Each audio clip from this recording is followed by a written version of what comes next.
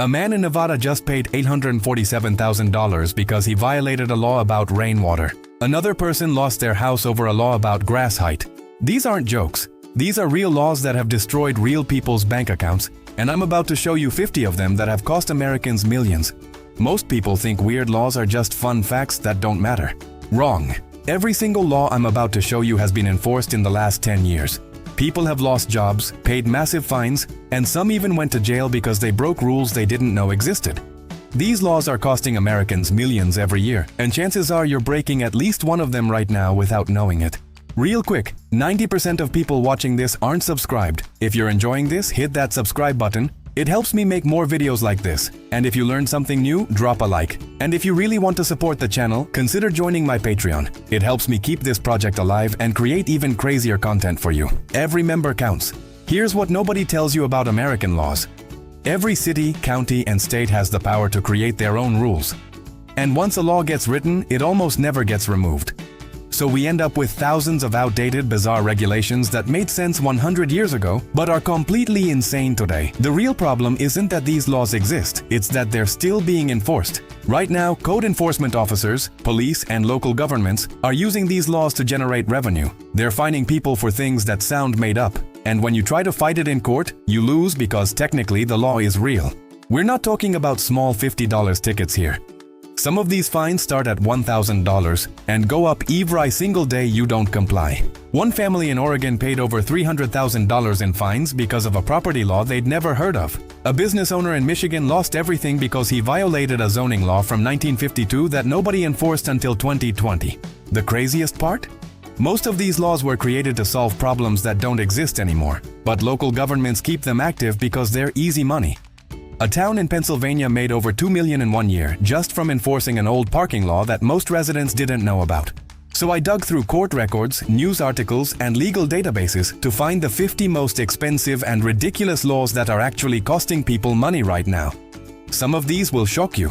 Some will make you check if they're real in your state. And some will make you realize that you might be next. Let's start with water laws because these are bankrupting people across the country. In Colorado, it's illegal to collect rainwater on your own property without a permit. You'd think rainwater is free, right? It falls on your roof, you collect it, you use it for your garden. Wrong. In Colorado, rainwater is considered state property. If you collect it without a permit, you're stealing from the state. One man named Gary Harrington spent time in jail and paid over $1,500 in fines because he built ponds on his property that collected rainwater. He thought he was just making a nice place for wildlife. The state said he was hoarding water resources. He fought it for years, spent thousands on legal fees, and still lost. Colorado wasn't the only one. Oregon had similar cases where people paid between $5,000 and $30,000 in fines for rainwater collection. Then there's Nevada, where a man named Andy Johnson was fined $16 million by the EPA for building a stock pond on his ranch. $16 million for a pond. The EPA said his pond violated the Clean Water Act because it affected a tiny stream on his property. He didn't pay the full amount because he fought it in court for years. Now let's talk about grass. Yes, grass. In dozens of cities across America, there are laws about how tall your grass can be. Most places say 6 inches or less. If your grass gets taller than that, code enforcement can fine you, and these fines add up fast. In Dunedin, Florida, a man named Jim Ficken went on vacation to take care of his deceased mother's estate. While he was gone, his grass grew too tall. The city fined him $500. But here's the catch, the fine increased by $500 every single day he didn't cut it. This isn't just Florida. Cities in Texas, Ohio, Michigan, and California have all used grass height laws to fine residents tens of thousands of dollars. One elderly woman in Houston paid $18,000 in fines because she physically couldn't mow her lawn anymore and couldn't afford to hire someone. The city didn't care. They kept fining her until she lost her home. Let's move to car laws because these are everywhere and they're expensive. In New Jersey, it's illegal to pump your own gas. You have to let an attendant do it. If you get out and pump it yourself, you can be fined up to $500. Sounds small, but one woman was fined $500 3 different times in the same year because she kept forgetting. That's $1,500 for pumping gas. In San Francisco, it's illegal to wash your car in your driveway. The reason is environmental. They don't want soapy water going into storm drains. Makes sense, except the fine is $500 for the first offense and $1,000 for each one after that. One man was fined $3,500 because he washed his car 4 times in his own driveway. He didn't know it was illegal until code enforcement showed up. Tennessee has a law that says you can't drive with an unrestrained dog in the bed of a pickup truck. The fine starts at $50, but if the dog gets hurt or falls out, you can be charged with animal cruelty and fined up to $2,500 plus jail time. One farmer was fined $2,200 because his dog jumped out of the truck at a red light. The dog was fine, but the law didn't care. Now here's a weird one: vending machine laws. In several states, you need a license to operate a vending machine. Not just own one, but operate one. The license can cost anywhere from $50 to $500 per machine per year. If you don't have it, you get fined. One guy in Virginia bought 10 vending machines to make extra money. He didn't know he needed licenses. Code enforcement found out and fined him $5,000 per machine because he'd been operating them for a year without permits. That's $50,000 in fines. He had to sell all the machines and still owed $12,000 after selling everything. Let's talk about food laws. In Wisconsin, it's illegal to serve margarine in place of butter in restaurants unless the customer specifically asks for it. If a restaurant serves margarine without asking, they can be fined $500 per violation. One diner was fined $15,000 because an inspector found they'd been serving margarine for 30 days straight without asking customers. The owner had no idea this law existed. In Louisiana, it's illegal to send a surprise pizza. If you order a pizza to someone's house as a prank or surprise, both you and the pizza place can be fined. This law was created to stop harassment, but it's been used to fine people who genuinely wanted to surprise a friend. One woman paid $750 because she sent a pizza to her coworker as a birthday surprise. The coworker's roommate called the cops thinking it was harassment, and the woman got fined even after explaining it was a gift. Maryland has a law that says you need a license to be a fortune teller, but here's the twist: the license costs $1,000 per year, and the law specifically says that fortune telling is fraudulent, so you're paying $1,000 for a license that admits you're a fraud. Several psychics and tarot readers have been fined over $10,000 each for operating without this license. One woman in Baltimore was fined $47,000 because she'd been reading tarot cards at festivals for 5 years without knowing she needed a license. Now let's get into property laws because these are destroying people financially. In many cities, there are laws about what color you can paint your house. HOAs are famous for this, but even cities without HOAs have color restrictions. In Austin, Texas, one man painted his house bright purple. The city said it violated a municipal code about visual blight and fined him $500 per day until he repainted it. He refused on principle, saying it was his property. The fines reached $182,500 before he finally gave up and repainted. In Estero, Florida, a couple painted their house a bright blue color that matched a specific historic paint from the 1920s. They thought they were following historic preservation guidelines. The city said the color was too bright and fined them $250 per day. By the time they repainted it a different shade of blue, they owed $31,250. They paid $15,000 in a settlement and had to repaint the house. Window and door laws are even crazier. In some cities, you need a permit to replace your own windows or doors, even if you're replacing them with the exact same style. The permit can cost $50 to $200, but if you do it without the permit, the fine is usually $1,000 or more. One man in Seattle replaced 3 windows in his house. He didn't know he needed a permit. 2 years later, a city inspector noticed the new windows during a routine neighborhood check. The fine was $3,500 because it had been 2 years, and the city calculated it as $500 per window per year. He had to pay the fine plus $600 in permit fees to retroactively permit the windows he'd already installed. Let's talk about business laws that are bankrupting small business owners. In New York City, there's a law that says if you own a commercial building, you need to have your sidewalk inspected and certified every year. One deli owner paid $43,000 over 5 years because his sidewalk kept failing inspections. The inspector said there were trip hazards that were literally just normal cracks in concrete. He had to keep paying to fix them, then paying for inspections, then fixing them again. He eventually sold the building and got out of the business entirely. California has a law called the Furniture Flame Retardant Law that requires all furniture sold in the state to meet specific fire safety standards. Sounds good, right? Except the testing to certify furniture costs about $5,000 per item. If a small furniture maker sells even one piece that isn't certified, they get fined $2,500 per item sold. One woodworker in San Diego made custom chairs and sold 6 of them at a craft fair. He didn't know about this law. The state found out and fined him $15,000. He made about $800 profit from the chairs. The fine bankrupted his small business. Now let's get into animal laws because these are expensive and everywhere. In Oklahoma, you need a license to own more than 3 dogs. The license costs $100 per year. If you don't have it and someone reports you, the fine is $500 plus $100 per dog per year that you didn't have the license. One family had 4 dogs and didn't know about this law. A neighbor reported them. They'd owned the 4 dogs for 3 years. The fine was $1,700. $500 base fine plus $200 for 3 years of not having the license. They paid it and had to give 1 dog to a shelter because they couldn't afford the annual license fee. In Ventura County, California, it's illegal to own a rooster in a residential area. The fine is $1,000 for the first offense. One man rescued a rooster and kept it in his backyard. Someone reported him.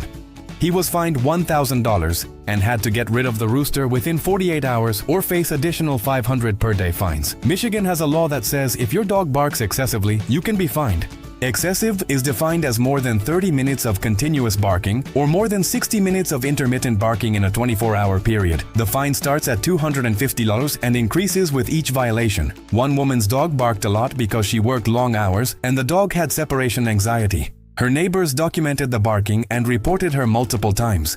Let's talk about sign laws. Every city in America has rules about signs. No signs in yards, no signs in windows, no signs on fences. Break these rules and you get fined. In Phoenix, Arizona, it's illegal to have a political sign in your yard for more than 90 days before an election and 15 days after. If you leave it up longer, it's a $300 fine per day. One man forgot to take down his sign after an election. 3 weeks later, he got a bill for $6,300. He fought it and got it reduced to $2,500, but he still had to pay. In Houston, a business owner put up a banner advertising a sale. The banner was too big according to city code. The fine was $500 per day the banner was up. He didn't get the notice because it went to the wrong address. Now here's one that's affecting millions of people. Short-term rental laws. Airbnb and VRBO are huge. But many cities have laws that make them illegal or require expensive permits. In Santa Monica, California, you need a permit to rent out your property on Airbnb. The permit costs $850 per year. If you rent without a permit, the fine is $4,000 for the first offense. One woman rented her apartment 12 times over a year without knowing she needed a permit. The city found out through Airbnb records and fined her $48,000, $4,000 per rental. She declared bankruptcy. In New York City, it's illegal to rent out an entire apartment for less than 30 days if you're not present. The fine is $1,000 for the first offense and $7,500 for additional offenses. One man rented his apartment 15 times in a year. The city fined him $106,000. He's still fighting it in court, but his legal fees are already over $40,000. Let's talk about noise ordinances because these are everywhere and they're subjective. Most cities have laws that say you can't make excessive noise after a certain time, usually 10 p.m. But excessive isn't clearly defined. In Los Angeles, one man was fined $12,000 because his air conditioning unit was too loud. His neighbor complained multiple times. The city measured the noise and said it violated the ordinance. He had to replace the entire AC unit, which cost $8,000, plus pay the $12,000 fine because it had been in violation for months before he was notified. In Denver, a woman was fined $2,500 because her wind chimes were too loud. A neighbor claimed they could hear them all night. The city agreed and fined her $250 per complaint, and there were 10 complaints over 2 months. She took down the wind chimes but still had to pay. Now let's get into licensing laws. In America, you need a license for almost everything. Cut hair? License. Arrange flowers? License in some states. Thread eyebrows? Believe it or not, license. In Utah, you need 2,000 hours of training and a state license to become a barber. That's about a year of full-time school. One man was cutting hair out of his garage without a license. The state found out and fined him $10,000 plus $500 for every person he'd cut hair for. In Louisiana, you need a license to be a florist. The exam costs $200, and if you fail, you have to pay again. One woman was arranging flowers for weddings without a license. The state fined her $3,750, $500 per wedding, and she'd done about 7 or 8. She stopped doing flowers entirely. Michigan requires a license to be an eyebrow threader. The license requires 400 hours of training at a cost of about $5,000. One woman from India was threading eyebrows without knowing she needed a license. The state fined her $1,500 and shut down her business until she got licensed. Let's talk about tree laws because these are insane. In many cities, you can't cut down a tree on your own property without a permit, even if the tree is dead, diseased, or dangerous. In Portland, Oregon, you need a permit to cut down any tree over 12 inches in diameter. The permit costs $500 to $1,000 depending on the tree. If you cut it down without a permit, the fine is $5,000 per tree. One man had 3 dead trees on his property. He hired someone to remove them without getting permits. A neighbor reported him. In Los Angeles, there are protected tree species that you can't remove under any circumstances without special approval. One homeowner had a protected oak tree that was dropping branches on his house. He got approval to trim it but accidentally cut too much. The city fined him $18,000 for excessive trimming of a protected species. Now let's talk about pool laws. If you have a pool, there are dozens of regulations about fences, gates, alarms, and covers. In Florida, your pool must have a fence at least 4 feet tall with a self-closing, self-latching gate. If it doesn't, the fine is $500. But if someone gets hurt in your pool because you didn't have the proper fence, you can be sued for millions. One family bought a house with a pool. The fence was there, but the gate latch was broken. They didn't fix it immediately. A code inspector saw it during a neighborhood survey and fined them $500. They fixed it within a week, but the fine still stood. In Arizona, pools must have alarms that sound if someone enters the water. These alarms cost $200 to $500. If you don't have one, the fine is $1,000. One family didn't know about this law. They were fined $1,000 and had to install the alarm. Let's talk about historic district laws. If your house is in a historic district, you can't change almost anything about the exterior without approval. In Charleston, South Carolina, one couple wanted to replace their front door because it was rotting. They had to apply to the Historic Preservation Board. The application cost $500. The board rejected their door choice and required them to use a specific type of door that cost $8,000 instead of the $1,200 door they wanted. They had to comply or face fines of $1,000 per day for having a non-compliant door. In Savannah, Georgia, a homeowner painted his shutters a slightly different shade of green than what was approved. Now let's get into occupancy laws. Many cities have laws about how many unrelated people can live in one house.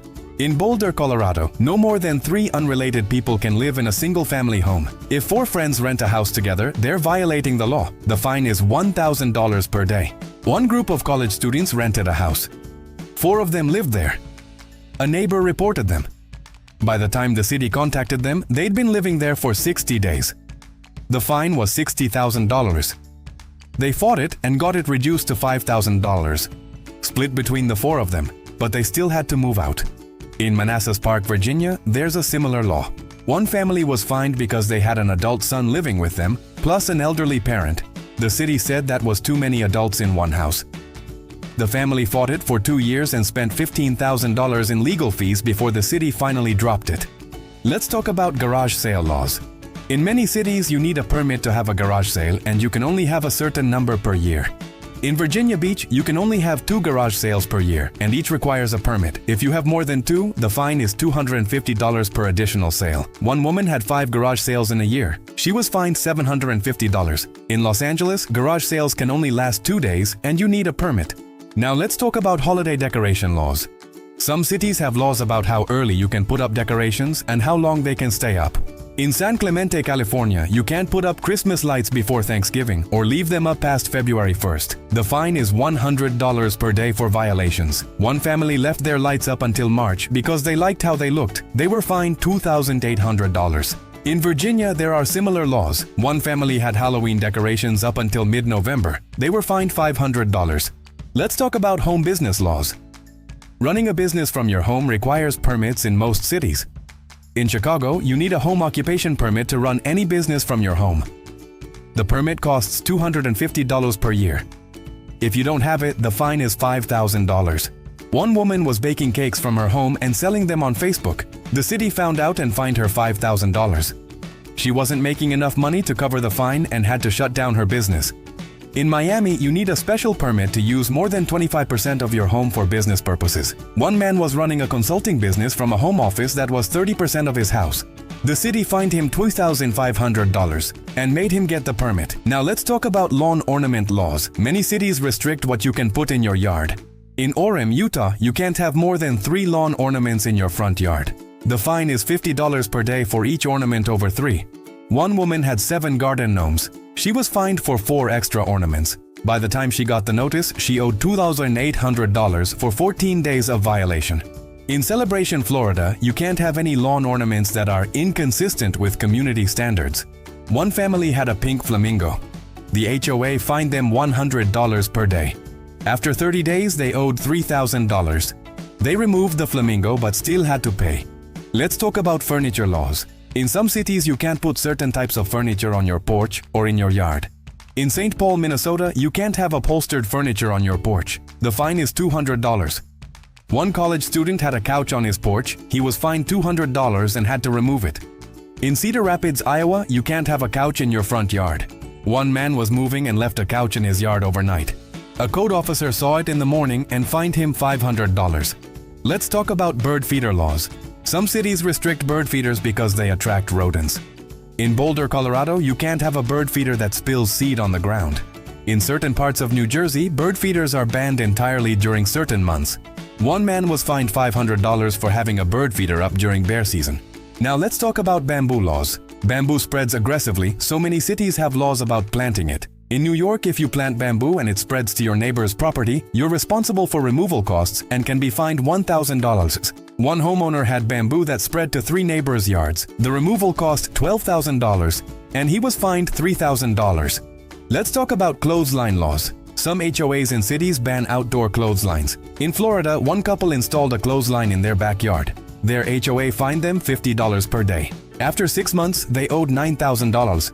They fought it and won because Florida actually has a right to dry law, but they spent $7,000 in legal fees to fight it.